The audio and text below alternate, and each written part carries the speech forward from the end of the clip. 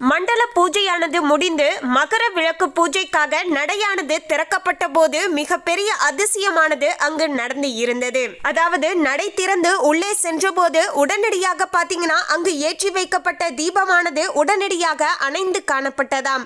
அது மட்டும் கிடையாதுங்க, ஐயப்பனுடைய முகத்துல இருந்த விபூதிகள் எல்லாமே பாத்தீங்கன்னா அப்படியே கீழே கொட்டியதாம். இதோடு இன்னொரு மிக முக்கியமான அதிசயம் என்ன அப்படின்னு பாத்தீங்கன்னா, அவருடைய வலது கையில இருந்த பொருளானது இடது கைக்கும், இடது கையில இருந்த பொருளானது வலது கைக்கும் மாறி இருந்ததாம். இப்படிப்பட்ட ஒரு அதிசயம் தான் இந்த கோவிலுடைய கருவறையை திறக்கும் போது நடந்து இருக்கிறது. இதை அறிந்த அங்கு இருந்த பக்தர்கள் அனைவருமே பாத்தீங்கன்னா பரவசம் அடைந்து வந்தார்கள் என்று சொல்லலாங்க. அதாவது இந்த கருவறைக்குள்ள பாத்தீங்கன்னா சிலை ரூபத்துல உயிரோடு ஐயப்பன் நமக்கு காட்சி கொடுத்து கொண்டு இருக்கின்றார். இதன் விளைவாகத்தான் பாத்தீங்கன்னா இப்படிப்பட்ட ஒரு அதிசயமானது இந்த கோவில்ல நடந்து இருக்கிறது என்றெல்லாம் பலரும் அவங்களுடைய தனிப்பட்ட கருத்துக்களை தொடர்ந்து பகிர்ந்து கொண்டு வந்தார்கள். பொதுவாகவே கடவுள்கள் எல்லோருமே பாத்தீங்கன்னா நம்பியவர்களுக்கு சூட்சுமமான முறையில இது போன்று பாத்தீங்கன்னா அவர் அங்கு இருப்பதாக பாத்தீங்கன்னா உணர்த்துவாரு. அதே போலதான் ஐயப்பனுமே பாத்தீங்கன்னா இப்போது அந்த இடத்துல பாத்தீங்கன்னா நான் உயிரோடு இருக்கேன், இங்க வரக்கூடிய அனைத்து பக்தர்களுக்கும் நல்லாசியை வழங்குவேன் என்று சொல்வதற்கு ஏற்ப இப்படிப்பட்ட ஒரு அதிசயமானது அந்த கருவறைக்குள்ள பாத்தீங்கன்னா நடந்து இருக்கிறது. இதுலயும் இந்த வருடத்துடைய முதல் நாள் அன்று இது போன்ற ஒரு அற்புதமான ஐயப்பனுடைய காட்சிகளை பார்ப்பதே நமக்கு புண்ணியமாக அமைய கொடுங்க. அந்த காட்சிகளை பற்றி இந்த வீடியோல நம்ம தெளிவாக பார்க்கலாம். அதுக்கு முன்னாடி இன்னும் நம்ம சேனலை சப்ஸ்கிரைப் பண்ணலனா சப்ஸ்கிரைப் பண்ணிடுங்க. அப்படியே பக்கத்துல இருக்கக்கூடிய பெல் ஐகானையும் பிரஸ் பண்ணுங்க. வாங்க வீடியோக்குள்ள போகலாம். சபரிமலை ஐயப்பன் கோவில்ல மகர விளக்கு வழிபாட்டுக்காக நேற்றைய முன்தினம் மாலை நடையானது திறக்கப்பட்டது. மேலும் பாத்தீங்கன்னா சிறப்பு வழிபாடுகளும் தொடர்ந்து செய்யப்பட்டு வருகிறது. உச்ச நிகழ்வாக மகர விளக்கு பூஜையானது ஜனவரி 14ஆம் தேதி நடைபெற உள்ளது என்பது குறிப்பிடத்தக்கது. அதாவது சபரிமலை ஐயப்பன் கோவில்ல மண்டல பூஜைக்கு பிறகு கடந்த 26ஆம் தேதி அதாவது டிசம்பர் 26ஆம் தேதி நடையானது சாத்தப்பட்டது. பின்பு சன்னிதானம் முழுவதுமே சுத்திகரிப்பு செய்யப்பட்டது. இந்த நிலையில தான் வருகின்ற ஜனவரி 14ஆம் தேதி மகர விளக்கு பூஜையானது நடைபெற உள்ளது. இதற்காக தான் டிசம்பர் 30ஆம் தேதி மாலையில கோவில் நடையானது திறக்கப்பட்டது. அந்த ஒரு அற்புதமான பிரத்யேகமான காட்சியை இந்த வருடத்துடைய முதல் நாள் அன்று சுபமாக பார்த்துட்டு வாங்க. இந்த வருடம் முழுவதுமே ஐயப்பனுடைய மகிமைகளும் அருளாசிகளும் உங்களுக்கு பரிபூரணமாக கிடைக்க கொடுங்க. அந்த காட்சிகளை பாருங்க. இதுதாங்க அந்த ஒரு அற்புதமான காட்சி. அதாவது நம்மளையே பாத்தீங்கன்னா மெய்சிலிருக்க வைக்கக்கூடிய ஒரு அபூர்வமான காட்சி அப்படின்னே சொல்லலாங்க. இப்போதுதான் பாத்தீங்கன்னா அந்த ஒரு அதிசயமும் நிகழ்ந்து இருந்ததாகவும் சொல்லப்படுகிறது. இந்த காட்சிகளை பார்க்கும்போது சுவாமியே சரணமையப்பா அப்படிங்கிற இந்த திருமந்திரத்தையும் மனதார உச்சரித்து கொண்டு இந்த காட்சிகளை பார்த்துட்டு வாங்க. முடிந்தால் கமெண்ட்ஸ்ல சுவாமியே சரணமையப்பா அப்படிங்கிற திருமந்திரத்தை கமெண்ட்ஸ்ல 3 முறை டைப் பண்ணுங்க. ஐயப்பனின் மகிமையால இந்த வருடம் முழுவதுமே உங்களுக்கு இனிமையான வருடமாக அமையும். சபரிமலை ஸ்ரீ ஐயப்பன் கோவிலானது மற்ற கோவில்களை போல வருடத்துல 365 நாட்களும் திறந்து இருப்பது கிடையாதுங்க. இதற்கு மாறாக பாத்தீங்கன்னா மாதந்தோறும் 5 நாட்கள் மற்றும் மண்டல பூஜை மற்றும் மகர விளக்கு பூஜை காலகட்டங்கள்ல மட்டும்தான் இந்த கோவிலுடைய கருவறையானது திறந்து இருக்குங்க. மற்ற நேரங்கள்ல கோவிலுடைய கருவறையானது மூடப்பட்டு இருக்குங்க. சபரிமலையில ஸ்ரீ ஐயப்பன் கோவில்ல ஒவ்வொரு மாதமும் நடை திறக்கும் போது சில அதிசயங்கள் நிகழ்வதாகவும் அதை சிலர் பார்த்து இருப்பதாக சொல்றாங்க. சபரிமலையில ஒவ்வொரு மாதமும் நடை சாத்துவதற்கு முன்பாக சுவாமி ஐயப்பன் மீது பசுஞ்சான விபூதியை சாத்தி அந்த கோவிலுடைய கருவறையை மூடுவாங்க. சுவாமி ஐயப்பனுடைய சின்முத்திரை மீது ருத்ராஜ மாலையை வைப்பார்கள். இதற்கு காரணம் சுவாமி ஐயப்பன் அடுத்து நடை திறக்கும் வரைக்கும் தவக்கோலத்துல இருப்பதாக ஒரு ஐதீகங்க. சுவாமி ஐயப்பனின் கையில ஒரு தண்டமானது வைத்து இருப்பார். அவர் முன்பு ஒரு விளக்கேற்றி வைத்துவிட்டு நடையை சாத்தி விடுவார்கள். அடுத்த மாதம் நடை திறக்கும் வரைக்குமே அந்த விளக்கானது தொடர்ந்து எரிந்து கொண்டுதாங்க இருக்கக்கூடும். அந்த விளக்கிற்கு ஒரு மாதமாக எண்ணெயோ இல்லனா நெய்யோ எப்படி கிடைத்தது என்பது இன்றளவுக்குமே மர்மமாகவே அமைஞ்சிருக்குங்க. அதோடு அந்த தீபமும் அணையாமல் தொடர்ந்து எரிந்து கொண்டே இருப்பது மர்மத்தின் மர்மமாகவே இருந்து கொண்டே இருக்கிறது.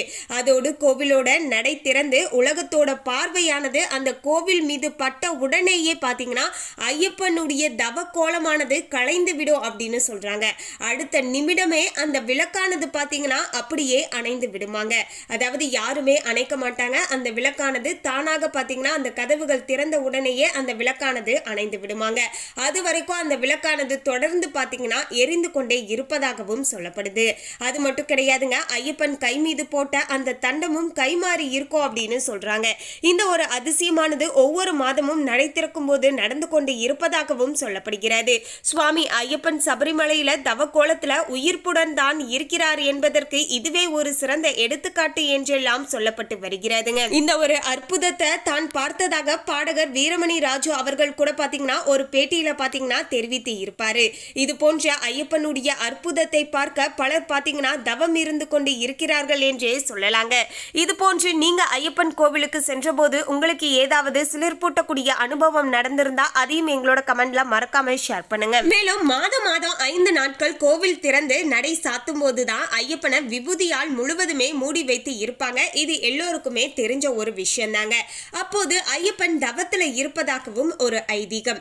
அதாவது ஹரிவராசனம் பாடல் பாடி முடித்த பிறகு ஒரே ஒரு விளக்கம் மட்டும் ஏற்றி வைத்து விட்டு நடையை சாத்துவார்களாம். ஐயப்பனுடைய வலது புற கையில இருக்கக்கூடிய சின்முத்திரையில ஒரு ருத்ராஜ மாலையையும் இடது புறத்துல ஒரு தண்டத்தையும் வைத்து கோவிலுடைய நடையை சாத்துவார்கள்.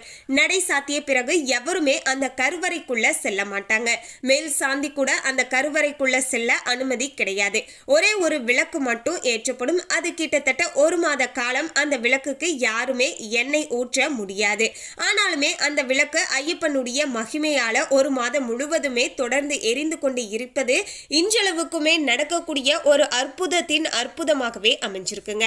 அப்படிதான் பாத்தீங்கன்னா வீரமணி ராஜு அவர்களுமே பாத்தீங்கன்னா ஒரு முறை சென்ற போது 1 மாதம் கழித்து நடை திறக்கும் போது இடதுபுறம் இருந்த தண்டமானது வலது புறத்துக்கு மாறி இருந்ததாங்க. வலது கையில சின்முத்திரையில இருந்த ருத்ராஜ மாலையானது இடது கைக்கு மாறி இருந்ததாம். அவருக்கோ பாத்தீங்கன்னா தாங்க முடியாத ஒரு ஆச்சரியமானது ஏற்பட்டு இருந்தது. சுவாமி எப்படி இந்த தண்டம் இங்கிருந்து அந்த கைக்கு மாறியது என்று தன்னுடைய சந்தேகத்தை பாத்தீங்கன்னா அந்த மேல் சாந்தியிடம் கேட்டே விட்டாராம். அவர் வா என தன்னுடைய அறைக்கு அழைத்து சென்றாராம். அப்போதுதான் அவர் என்னிடம் ஒரு கேள்வி கேட்டு இருந்தார் அப்படின்னு வீரமணி ராஜு அவர்கள் அவங்களுடைய அனுபவத்தை சொல்லி இருந்தாரு. அதாவது நீங்க எத்தனை முறை மலைக்கு வந்திருப்பீங்க? நான் 50 ஆண்டுகள்ல ஒரு 100 முறைக்கு மேல வந்திருப்பேங்க அப்படின்னு அவர் சொல்லியிருக்காரு. அதற்கு நீ 100 இல்ல 120 முறை வந்தாலுமே சரி, இல்லைன்னா 1000 முறை நீ வந்தாலுமே வேஸ்ட் தான். ஏன்னா சபரிமலையில ஐயப்பன் உயிரோடு இருப்பதே உனக்கு தெரியவில்லை என்றால் நீ எத்தனை முறை மலைக்கு வருவதும் வீண்தானே என்று அவர் கேட்டிருக்காரு. அவருக்கு சுளிரென தன்னுடைய கன்னத்துல அரைந்தது போல இருந்திருக்கு. சுவாமி இதை நான் கொஞ்சம் விவரமாக தெரிந்து கொள்ளலாமா அப்படின்னு அவர்கிட்ட கேட்டிருக்காரு. அதற்கு பாத்தீங்கன்னா சரிவா உனக்கு புரிகிற மாதிரியே நான் சொல்றேன் அப்படின்னு அவர் விளக்கி சொல்லியிருக்காரு. அதாவது நீ ஒரு கச்சேரியில பாடுகிறாய் என்றால் எவ்வளவு நேரம் பாடுவாய் அப்படின்னு கேட்டிருக்காரு. அதற்கு பாத்தீங்கன்னா வீரமணி ராஜு அவர்கள் பாத்தீங்கன்னா நான் ஒரு 3 மணி நேரம் பாடுவேன். இந்த 3 மணி நேரம் இப்படி உட்கார்ந்த நிலையிலேயே உன்னால பாட முடியுமா? ஒரே ஒரு பாட்டு பள்ளிக்கட்டு சபரிமலைக்கு அப்படின்னு சொல்லக்கூடிய அந்த ஒரு பாடலை மட்டுமாவது உன்னால எந்தவித அசைவும் இல்லாமல் பாட முடியுமா அப்படின்னு கேட்டிருக்காரு. அது எப்படி சாமி என்னால முடியும்? கையை ஆட்டி பாடுவேன், ஆர்கெஸ்ட்ராவை பார்த்து சைகை கொடுப்பேன் அப்படின்னு சொல்லியிருக்காரு. உன்னால ஒரு 3 நிமிட பாடலுக்கு ஒரு இடத்துல நின்று பாட முடியவில்லை என்றால் ஐயப்பன் 1 மாத காலம் தவக்கோலத்துல இருப்பவர் அங்கே இங்கே கையை இடமாற்றி கொள்ள மாட்டாரா அப்படின்னு கேட்டிருக்காரு. இதை விட தெளிவாக எவருமே விளக்கி கூற முடியாது. இதை கேட்டதுமே நான் மிகவும் ஆடிப்போய் விட்டேன். ஐயப்பன் சபரிமலையில உயிரோடு பக்தர்களுக்காக காத்திருக்கிறார் என்பதுதான் உண்மை என்று அவர் சொல்லி முடித்து இருந்தார். இப்படி வீரமணி ராஜு அவர்களுக்கு நடந்த ஒரு அனுபவத்தை பாத்தீங்கன்னா பகிர்ந்து இருந்தாரு. மேலும் இதே போல ஒவ்வொருத்தருடைய வாழ்க்கையிலுமே பாத்தீங்கன்னா அவங்க முழுமையாக நம்பி அந்த கடவுளை வழிபாடு செய்யும் போது சூட்சுமமான ஏதாவது ஒரு முறையில அந்த கடவுள் இருக்காரு, நம்முடைய பிரார்த்தனையை கேட்கிறாரு, நமக்கு நல்லதை செய்வாரு அப்படிங்கிறத உணர்த்தக்கூடிய வகையில பாத்தீங்கன்னா ஏதாவது சில நல்லதையுமே பாத்தீங்கன்னா சூட்சுமமான முறையில நமக்கு காட்டிக்கொண்டு தான் இருக்காரு அப்படின்னு சொல்லலாங்க. அந்த வகையில தான் பாத்தீங்கன்னா இன்றைய நாள் பாத்தீங்கன்னா இப்படிப்பட்ட ஒரு அதிசயம் நிகழ்ந்த ஒரு அற்புதமான விஷயத்த நாம காது குளிர கேட்டுட்டு வந்ததே பாத்தீங்கன்னா நிச்சயமாக புண்ணியமாக அமைய கொடுங்க. இந்த ஒரு அற்புதமான காட்சிகளை உங்களுடைய ஃப்ரெண்ட்ஸ் அண்ட் ஃபேமிலியில இருக்கக்கூடியவர்களுக்கும் மறக்காம ஷேர் பண்ணுங்க. ஏன்னா நம்ம இந்த வருடத்துடைய முதல் நாள் அன்று ஐயப்பனுடைய இந்த ஒரு அற்புதமான காட்சிகளையும் நம்ம பார்த்துட்டு வருவது நம்முடைய மனதில் மனதிற்கு பாத்தீங்கன்னா ரொம்பவே மகிழ்ச்சியை ஏற்படுத்தி தருவதோடு ஐயப்பனுடைய ஆசீர்வாதமும் நமக்கு கிடைக்கும். மேலும் இந்த தகவலை பற்றிய உங்களுடைய கருத்தை கமெண்ட்ல பதிவு பண்ணுங்க. இந்த தகவல் உங்களுக்கு பிடிச்சிருந்தா லைக் பண்ணுங்க, ஷேர் பண்ணுங்க. இது போன்ற சுவாரஸ்யமான தகவலை தெரிந்து கொள்ள சேனலை சப்ஸ்கிரைப் பண்ணுங்க. தேங்க்யூ.